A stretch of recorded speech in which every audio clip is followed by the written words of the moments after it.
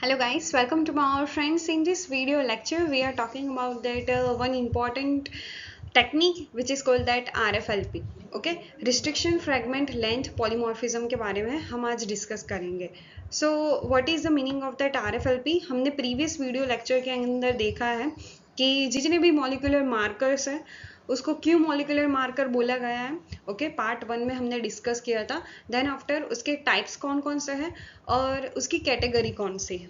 Okay, यानी कि dominant marker में आएगा कि या फिर को डोमिनेंट मॉलिकुलर मार्कर के अंदर आएगा, उसके बारे में भी हम आज देखने वाले हैं कि आरएफएलपी जो है वो आता है को डोमिनेंट मार्कर के अंदर.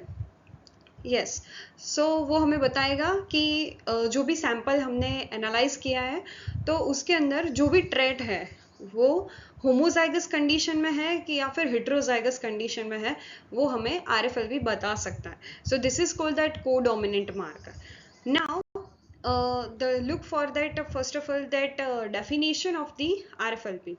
So RFLP की definition पर अगर हम फोकस करें तो कुछ इस तरह से है कि restriction fragment length polymorphism which is also known as a RIF-LIP जिसको बोला जा सकता है. okay, is the variation in the DNA sequence of the genome that can be detected by the breaking of DNA into very small pieces by the help of restriction enzyme, okay, which is called the endonuclease restriction enzyme, and analyzing the size based on that molecular weight by the help of gel electrophoresis. okay, सो यहाँ पर simply manner के अंदर हम बताएं तो क्या होता है कि फर्स्ट ऑफ ऑल आपको क्या करना पड़ेगा कि जो भी आप डीएनए का एनालिसिस करना चाहते हो उसको हम पहले आइसोलेट करना पड़ेगा. ब्लड में से करो या फिर टिश्यू में से करो, तो फर्स्ट हमें चाहिए डीएनए. ओके, डीएनए आइसोलेट हो गया. नाउ अब क्या है, रिस्ट्रिक्शन एंजाइम चूज करो कि उसकी साइट उस डीएनए सीक्वेंस के अंदर होनी चाहिए. ओके, रिस्ट्रिक्शन एंजाइम हमने चूज कर लिया. ओके, नाउ डाइजेशन हो गया, आरी डाइजेशन हो गया. आरी डाइजेशन के बाद क्या होता है कि अब हमें क्या करना है, बहुत सारे फ्रेगमेंट्स हमें मिल चुके हैं डीएनए के. नाउ अब हमें क्या करना है, उसको एनालाइज करना है bye the help of gel electrophoresis. उसके अंदर हमें क्या मिलेगा कि डिफरेंट लेंथ के हमें फ्रेगमेंट्स मिलेंगे. ओके, जेल के अंदर. सो उससे हमें ये पता चलेगा कि जो भी हमारा डिजायर्ड फ्रेगमेंट है वो उसके अंदर है कि नहीं है. ओके, जस्ट हम अभी आगे बढ़ने वाले तभी आपको पता चलेगा कि इसके अंदर होता क्या है mainly. So first of all हमने क्या किया, डीएनए को कट किया bye the help of restriction endonuclease enzyme. And now this technique is having the wide application for that gene mapping, for that inheritance study, okay, as well as in crime scene also. okay, अगर crime scene पर कोई भी आपको suspect का blood मिल गया है, okay, that is very good news for that our detection process. Okay, crime scene के अंदर कोई भी ब्लड मिला है तो हमें पता है कि ये सारे सस्पेक्ट नज़रअंदाज में है. ओके, हमारे ख्याल में तो हम उसके साथ क्या कर सकते हैं कि उसके जो भी रिस्ट्रिक्शन फ्रैगमेंट हमें मिलेंगे ना जेल इलेक्ट्रोफोरेसिस से, तो उसका हम कंपैरिजन कर सकते हैं. जो भी हमें ऐसा लग रहा है कि ये हो सकता है, ये हो सकता है, तो उसके साथ हम क्या कर सकते हैं, कंपेयर कर सकते हैं. Okay, as well as in paternity study, RFLP analysis is very good technique for that because it is very easy. okay, but having some issue in that protocols. okay, अगर आपने प्रोटोकॉल सही से follow किया है तो ही आपको अच्छे से रिजल्ट मिलेगा. okay, and it is very complicated process. okay, क्यों complicated? सो जब हम प्रोटोकॉल की बात करते हैं ना, तो ये पूरा प्रोटोकॉल जो है वो बताता है कि आप आरएफएलपी कैसे करोगे conduct. Okay, so first of all आपको क्या करना पड़ेगा कि ये जो डीएनए है ना उसको आइसोलेट करना पड़ेगा. देन आफ्टर आप आइसोलेट हो गया, अब आपको रिस्ट्रिक्शन एंजाइम चूज करना पड़ेगा जिसकी साइट वो डीएनए सीक्वेंस के अंदर होनी चाहिए. ओके, ये हो गया. उसके बाद हम क्या करेंगे, जेल इलेक्ट्रोफोरेसिस करेंगे, वो थर्ड स्टेप है. ओके, यहाँ पर आप agarose gel electrophoresis as well as polyacrylamide gel electrophoresis, ये दोनों में से कोई भी एक आप यूज कर सकते हो. बट मेनली जो साइंटिस्ट है एज वेल एज बायोलॉजिस्ट है वो क्या करते हैं, जेल इलेक्ट्रोफोरेसिस और अगारोस जेल इलेक्ट्रोफोरेसिस यूज करते हैं. उसके बाद क्या होता है, हम यहाँ पर डिटेक्शन कर रहे हैं डीएनए का। सो फ्रेंड्स हम क्या यूज करेंगे, सदर्न ब्लॉट यूज करेंगे। ओके जब आरएनए होता है तब नॉर्दर्न ब्लॉट, और जब प्रोटीन होता है तब वेस्टर्न ब्लॉट यूज करते हैं। वो हम सभी के माइंड में क्लियर है। नाउ ये जो नॉर्दर्न प्लॉटिंग है उसके अंदर क्या किया जाता है कि ये जो पहले तो ये जो अगारोस जेल इलेक्ट्रोफोरेसिस से जो बैंड सेपरेट हुए हैं ना, अकॉर्डिंग देयर मॉलिक्यूलर वेट के हिसाब से, ओके जो स्मॉल होगा वो नीचे होगा, जो लार्ज होगा वो ऊपर होगा। तो उसके अकॉर्डिंग ये जो सेपरेशन हुआ है वो कैसे होगा, डबल स्ट्रैंडेड डीएनए होगा। So double stranded DNA RFLP probe के साथ बाइंड नहीं हो सकता।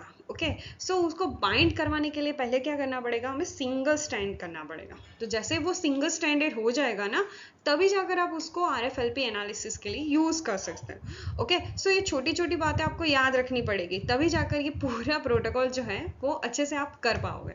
सो मेनली यहाँ पर क्या होता है कि अल्कलाइन सॉल्यूशन या फिर अल्कलाइन ट्रीटमेंट के हिसाब से आप क्या कर सकते हो, डबल स्ट्रैंडेड डीएनए को सिंगल स्ट्रैंडेड कर सकते हो। देन आफ्टर हम क्या करेंगे, ब्लॉटिंग करेंगे। तो यहाँ पर मेनली नाइट्रोसेल्युलोज पेपर पर क्या होगा, ये जो अगारोस जेल है ना उसको हम डायरेक्टली आरएफएलपी के अंदर हाइब्रिडाइज नहीं करवा सकते।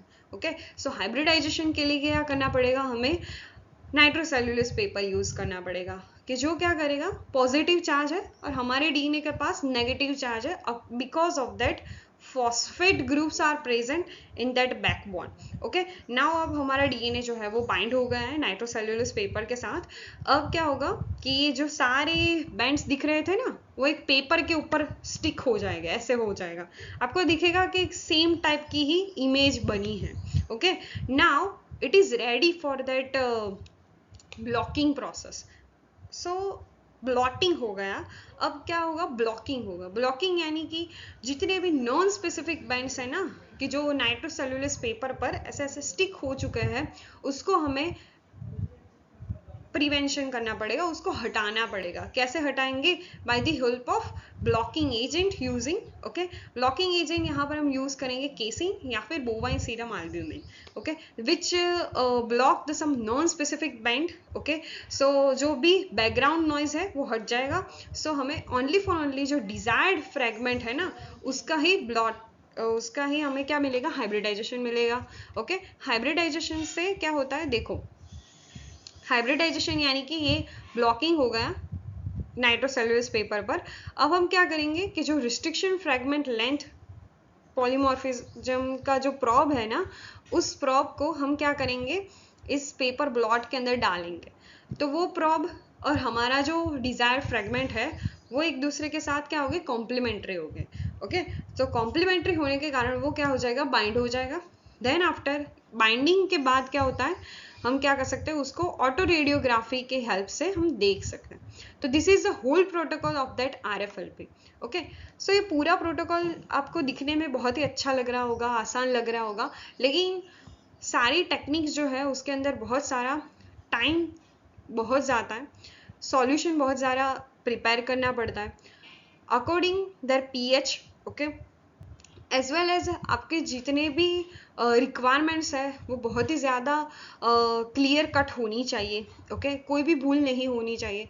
सो आरएफएलपी जो है ना वो बहुत ही ज़्यादा चीप है, लेकिन कॉम्प्लिकेटेड भी इतना ज़्यादा है। सो आज के ज़माने में हम आरएफएलपी को फ्रिक्वेंटली यूज़ नहीं करते, लेकिन हाँ TRFLP को हम ज़्यादा यूज़ कर सकते हैं, यानी कि terminal restriction fragment length polymorphism. Okay कि जो ज़्यादातर क्या करता है, बैक्टीरियल कॉलोनी को आइडेंटिफाई करने के लिए हेल्प करता है, एज वेल एज सम सॉइल फंजाई के अंदर आइडेंटिफिकेशन में भी ये हेल्प करता है। ओके एज वेल एज हम ये आरएफएलपी को क्यों ज़्यादा यूज़ नहीं कर रहे हैं अभी इस वक्त, क्योंकि हमारे पास क्या है, ह्यूमन जीनोम प्रोजेक्ट आ चुका है। ओके सो हमारे पास सारे स्पीसीज के जीनोम सीक्वेंस होकर तैयार है। ओके हाँ जो न्यू स्पीसीज है उसके सीक्वेंस नहीं होंगे। ओके लेकिन जितने भी अभी स्पीसीज हमारे वर्ल्ड के अंदर प्रेजेंट है उसके सीक्वेंस हो चुके हैं। सो उसके अकॉर्डिंग हम ये सारे जो प्रोसेस है वो नहीं करते, अकॉर्डिंग द सेंगर सीक्वेंसिंग और अदर एडवांस सीक्वेंसिंग पर जाते हैं और उसके हिसाब से हम क्या कर सकते हैं, एनालाइज कर सकते हैं। तो इस होल वीडियो लेक्चर्स के अंदर हमने क्या सीखा कि RFLP की फर्स्ट ऑफ ऑल डेफिनेशन सीखी, उसके बाद उसके क्या क्या यूजेस हैं. Mainly it is used for that identification of genetic disorder. Then after also it uses for that variation, identification in variation of that species. Okay, heterozygous homozygous species को identify करने में ये help करता है. Then after we can use also in that criminal side. Okay, criminal suspect को identify करने के लिए हम यूज कर सकते हैं. DNA fingerprinting as well as paternity analysis के लिए हम RFLP को यूज करते हैं. Okay, so thank you so much for watching my video lecture, and if you are any doubt regarding this RFLP process, please give me in comment section, as well as अगर आपको कोई suggestion देना है वो भी आप मुझे comment section में दे सकते हैं. Thank you so much for watching my video lecture. Please like this video and subscribe my channel.